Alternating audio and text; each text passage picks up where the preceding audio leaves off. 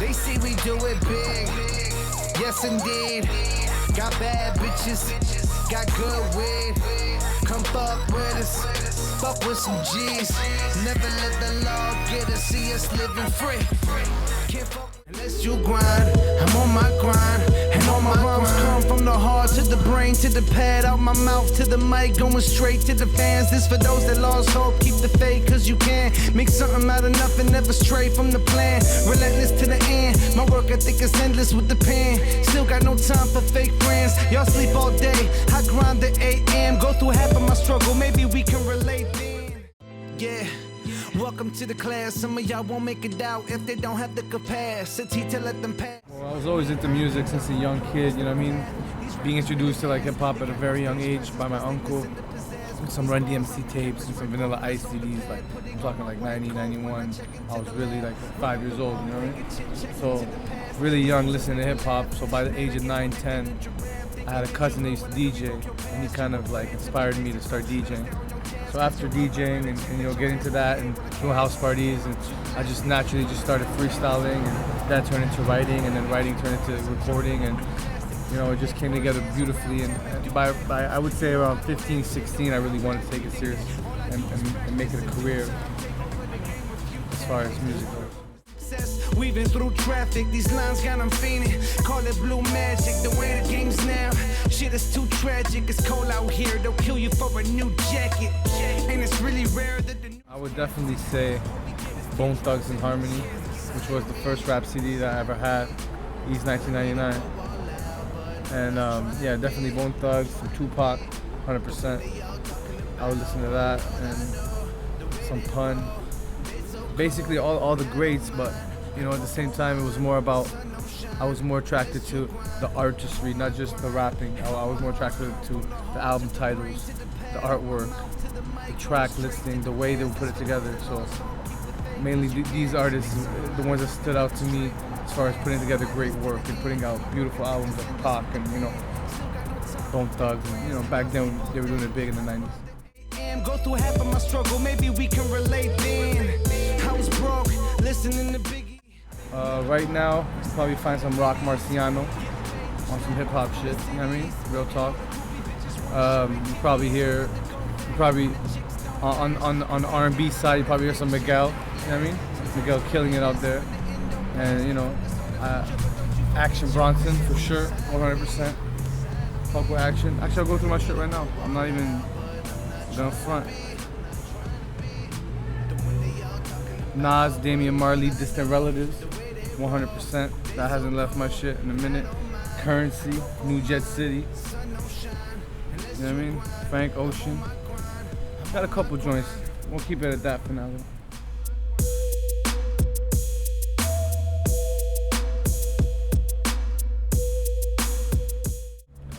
Man, definitely just the partying, man. Like at a young age, just being able to do whatever you wanted.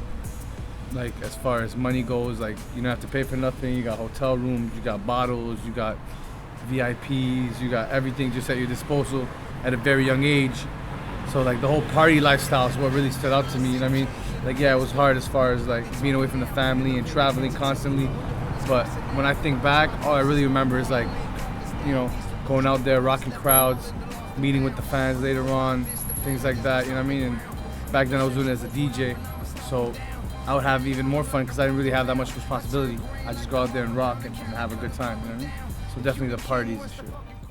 You run around with a bunch of fucking queens like a fucking clown. My time's deep, I got how to, you know, make it work to your advantage. You know what I'm saying? How to turn a negative to a plus, because at the same time, yeah, they might not be checking all the time for who's in Canada, but at the same time, it's a lot easier coming from Canada because you will stand out if you're dope, and you will make a big noise if you actually are consistent, persistent, and good with what you're doing. You know what I mean?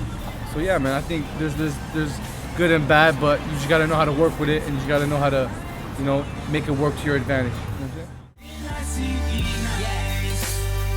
I be the F.A. crooked letter. Who do it better? Name a nigga, I shred him. Flaming like a Beretta. My game tougher than leather. Insane, gotta admit it. Got killers, but as far as my game, too much. Well, basically, I had my management just reach out, you know, and show them the music, let them hear it, and most of the time, they would hit back almost instantly and be like, yo, I'm down, fuck it with it. As long as you respectfully hit up the artist and you're willing to, you know what I mean, play on their field with their budgets or whatever they were fucking with, it's all good. As long as your music is good and you got proper management, and you know what I mean, you'll be able to connect with pretty much anybody. But at the same time, you gotta have the hot music. Nobody's just gonna jump on your record because you're giving them $10,000 or you're giving them $5,000. It doesn't work like that. I mean, it does, but you'll hear it in the song. You know what I mean? When someone's truly feeling your record, they'll, you know what I mean, go out of their way to maybe outdo you or impress you on your own record. So that's how most of it came together. We were mostly just reaching out to people, sending the music, they would hear it, you know what I mean, and send it right back, man. And it came together beautifully. Shout out to Fat Sean, Trendy Chris, you know what I mean, Fox Williams, Crack Billionaire, all the people that jumped on the tape and made it happen. I mean, really it was an organic title because it was just the lifestyle I've been living, which is a relentless lifestyle, which means I'm not giving up no matter how many downfalls, no matter how many obstacles. It's nothing, you know what I mean? We out here, we working, you know what I mean? And we doing it big no matter what. And we don't, relentless is just the lifestyle that we live, man. It's a grind, we don't stop. You see me in Toronto, next day I might be in New York, next day I might be in LA, next day I might be in Ottawa. We all over the map, but we working. I mean, we don't just go around and chill and hang out. We out here making moves and we making things happen, so we're relentless with it. You know what I mean?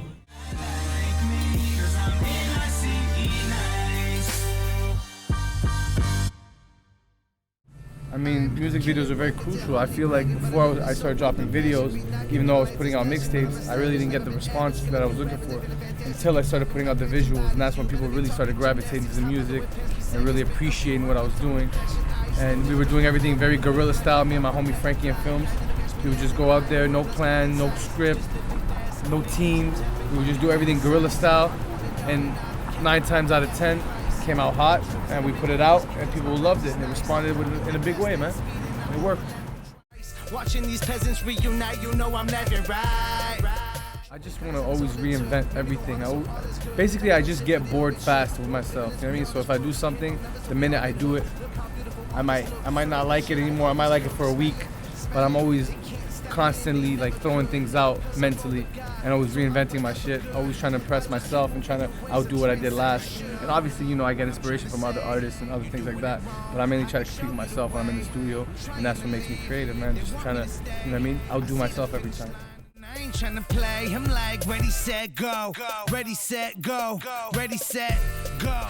Well, I mean, end of the day, it all depends on your personality. Like, a lot of people, they'll do anything to be in the limelight, or they'll do anything to be that artist.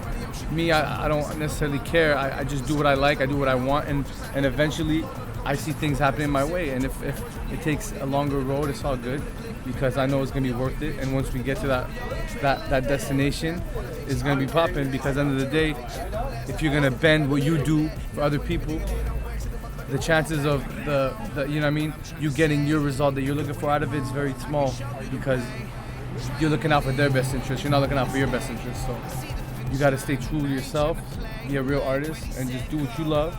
And eventually things will happen, man. But you gotta be good at what you do. You gotta be doing it every day. Relentless. Ready, set, go. Ready, set, go. Ready, set, go. I'm like ready, set. I mean, the problem with teams is you never know until you have a good team, until you're out there and you're really putting in that work. And for you to get that team, it doesn't just happen like that. You gotta really know that, okay, these are people that I trust. These are people that I'm gonna go the long run with. And that's why you see a lot of these teams fall apart, because people are mostly doing it for the money, doing it for the attention, doing it for the fame. You got to be with people that are willing to sacrifice for the greater good of the project or the artist or the image. You know what I mean? You can't always, when you have a bunch of selfish people in one team, it's very hard to go, you know what I mean, further when everybody's trying to hold the ball and not trying to pass it. So you got to have a bunch of team players and people that are down from day one. And it's not really hard to tell when, after a few years, you got, you know, some solid dudes around you, you'll know what's up. Man, just expect me to do the unexpected, because I'm not trying to be your typical rapper, putting out the typical single, doing the typical things. I'm trying to go to the Middle East, I'm trying to go to Australia, I'm trying to go all over the world and shoot crazy visuals, put out different sounding music, put out different sounding records, different sounding features. So I don't want you to expect anything, because whatever you expect, I'm not gonna probably do that. I'm probably gonna do it bigger. So expect the unexpected. You know?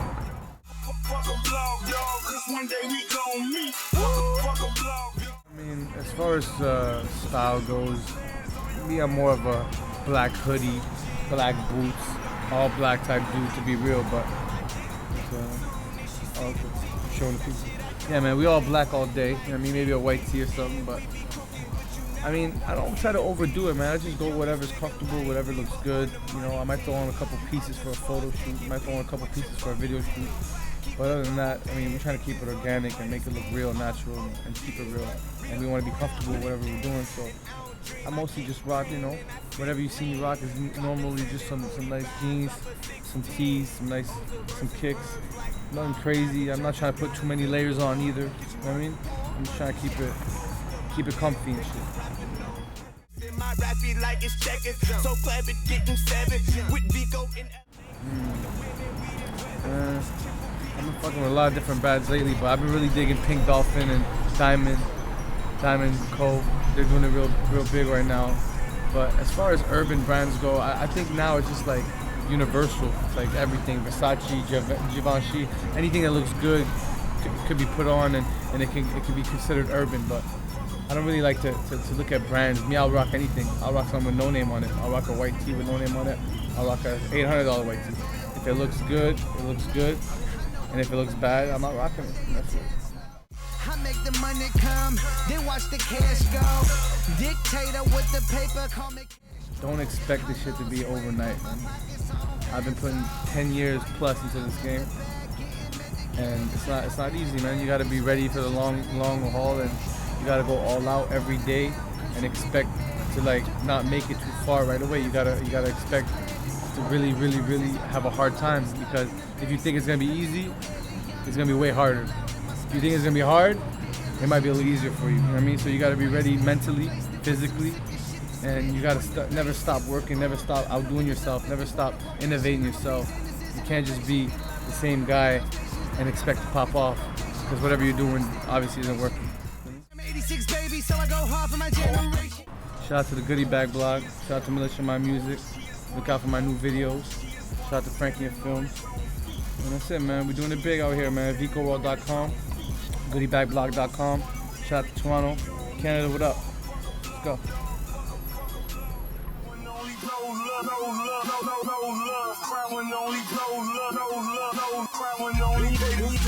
When I go, that casket better come off $100,000. When I go, that casket better come off $100,000. When I go, that casket better come off $100,000. When I go, that casket better cost $100,000.